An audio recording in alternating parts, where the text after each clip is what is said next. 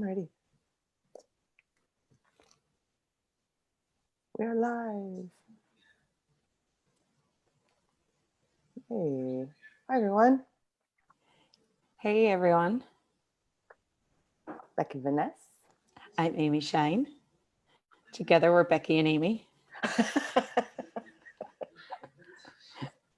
We are. You know, Beyonce wrote a song about you, Becky. You did? Which one was that? Don't you know? Is it?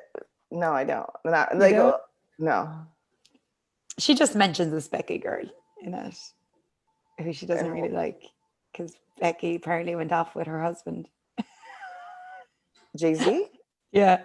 Really? Is it true? Yeah, Is she that a says, true "Hey, Becky with the long Good hair? hair," or Good something. hair?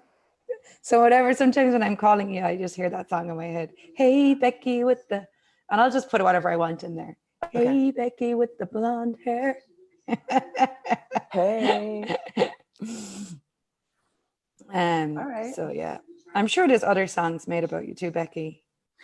Yeah, you know, I've met a lot of rock stars, and they all, I inspire them to sing songs about me, and People are always telling me about songs with Amy in it. Oh, here we go. I have her video. Okay, I'm gonna share it. And so, what are we talking about today, Bex? well, day 2 of Ask a Question.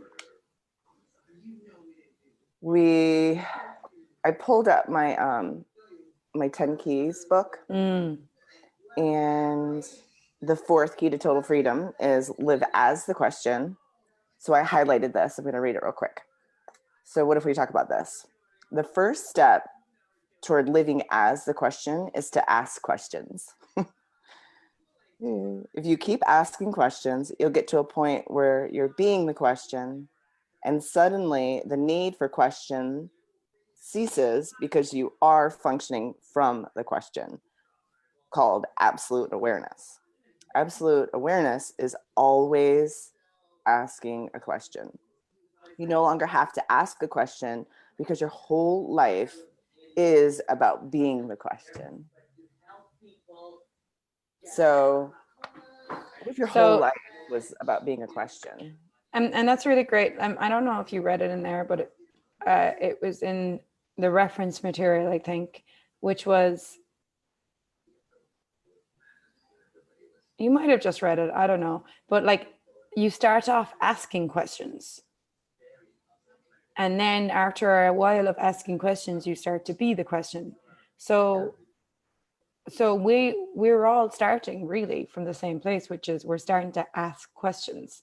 Yeah. And I think which we at talked the about start, in video 1. Yeah. Like if you didn't get that, like watch that. It Go was back really to the about, first video. But yeah. I think what it is too is it's a lot of retraining, and we're so used to going to conclusion. Even still, you know, I've been 7 years playing with asking questions, and I still go to conclusion. I still go to, you know, statements rather than questions.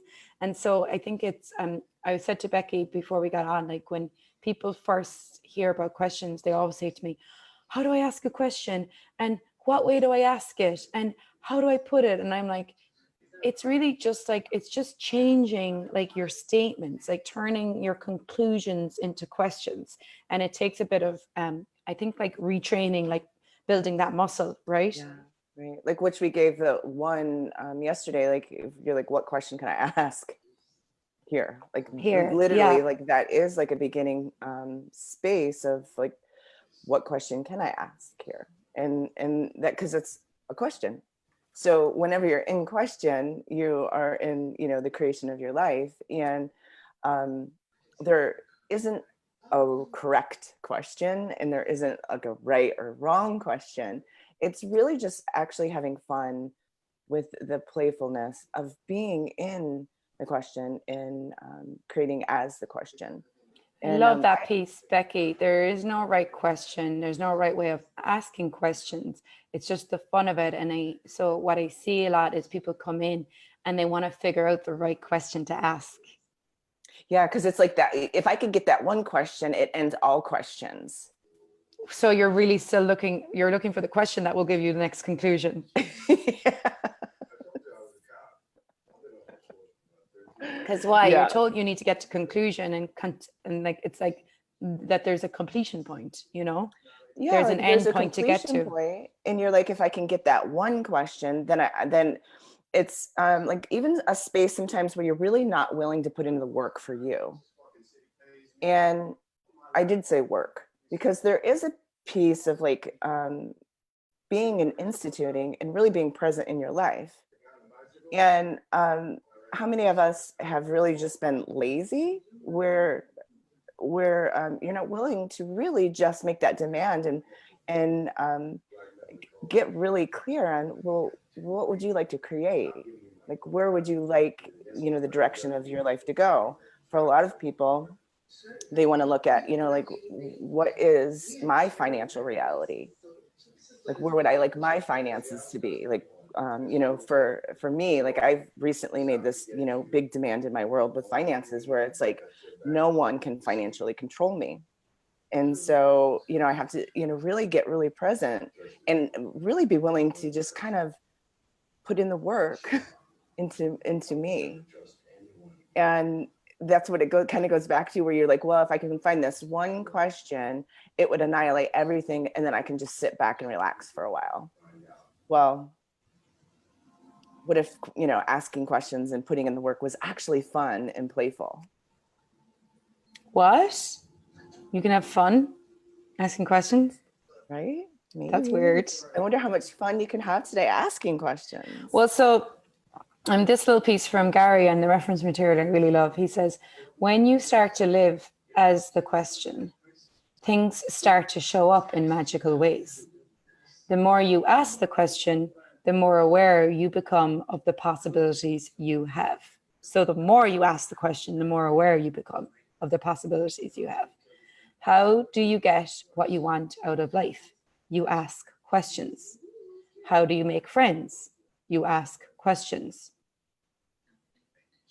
The Well, good news, sorry. the good news is that you don't need to know anything. All you have to do is ask questions. Yeah.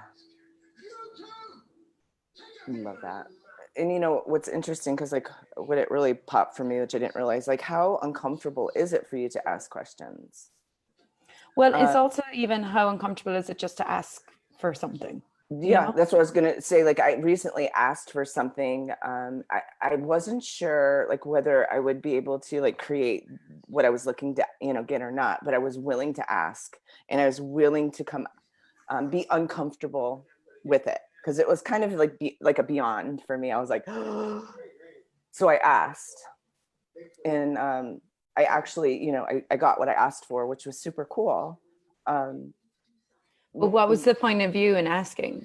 Like when you didn't want to I ask, didn't what want to was the hear point of view? no. I didn't want to be told no. Yeah. So that's an interesting That's the energy. So uncomfortableness, right? So that's why I was wondering, like, how uncomfortable is it for you to ask even questions? because you've already decided you don't want to receive the no, because what have you decided the no means? Yeah. The no Yeah, means well, failure. The no you're means wrong. rejection. The no means you're wrong. The no means you shouldn't have asked. So just before I came here, I had, sorry, I think my earrings are banging against my thing. So I had this girl who I buy my face creams from, my skincare line. She makes them all herself. She's amazing. And she had this competition ages ago, like, which was Valentine's on Facebook. And I just entered in it and I won like a bottle of rose spray or something.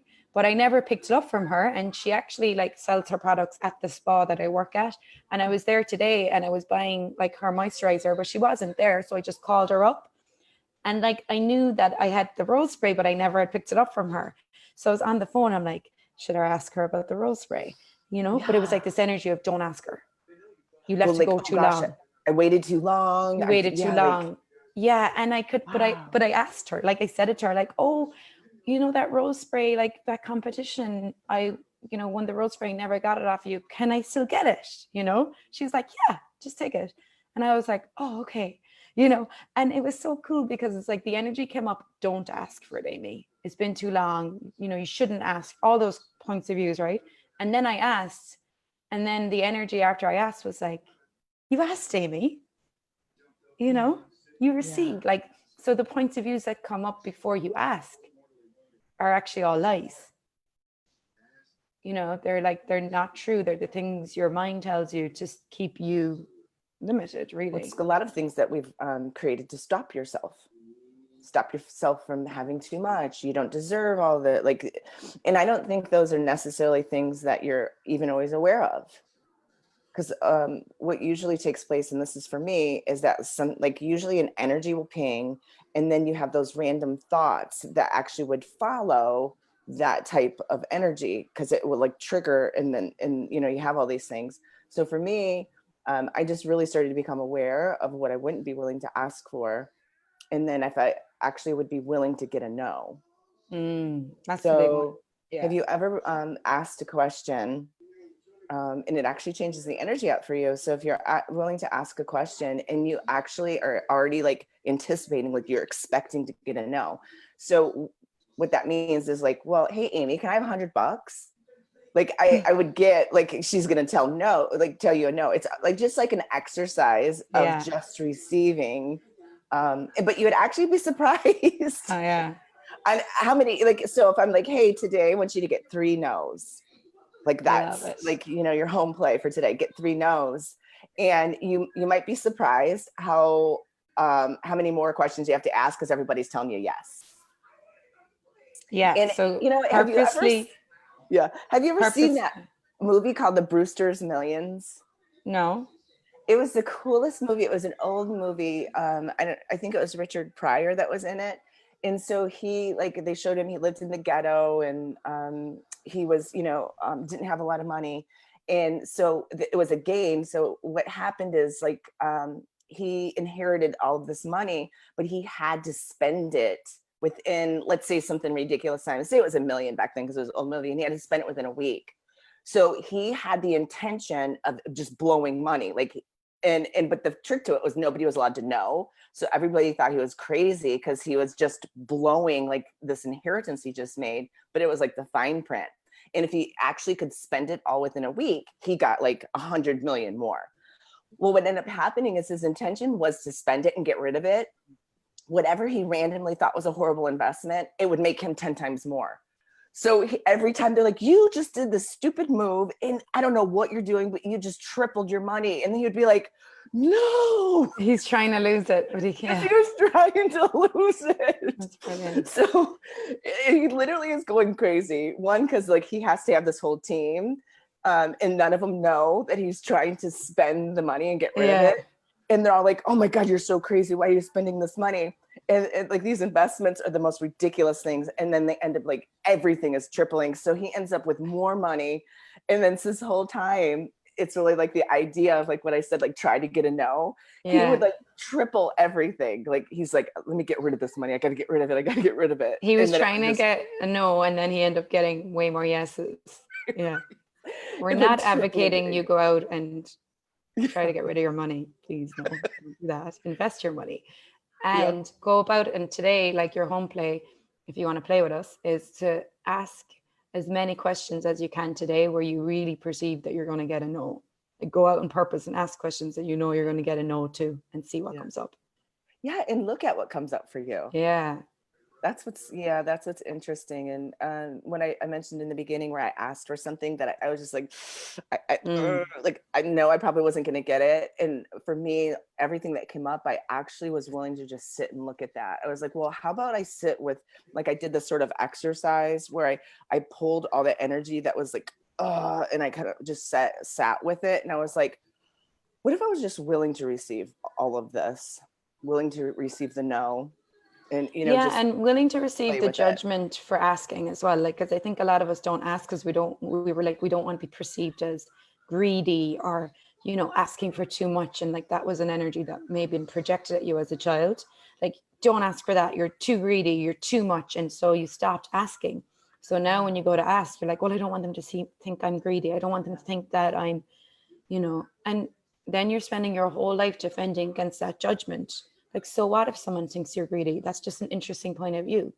but we're And what constantly if trying to you'd be prove we're willing to not that. have too much? Like, what if Yeah. you, instead of like, oh gosh, I'm too much for people, I'm too much for people, what if you'd be like willing to have way too much, like way too many questions, way too much money? You know, like when you were little, like I literally remember I was just like a spitfire, like a machine gun of questions, like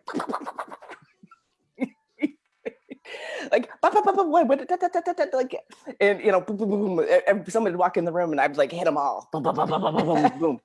And then they'd be like, Becky, shut up. But you know, and like with even like items and money, and it wasn't really about like the need or like being greedy as a little kid. For me, it was like I wonder and playful and like that too much and fun. Like I would like more money. Like how much more, you know, gifts can I have? How many more toys can I have? Like, I mean, I wonder.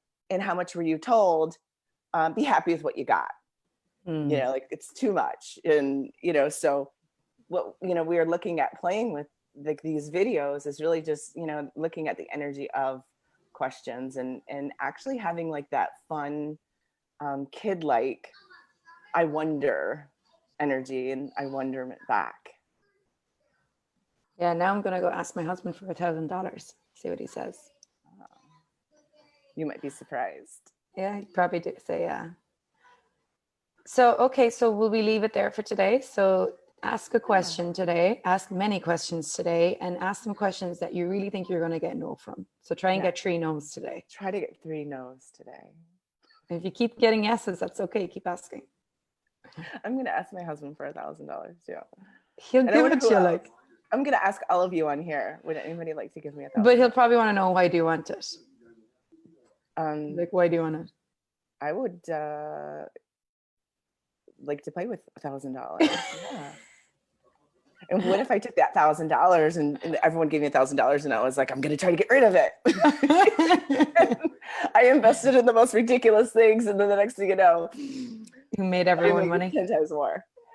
That would be cool. Everyone would give you their money then to invest.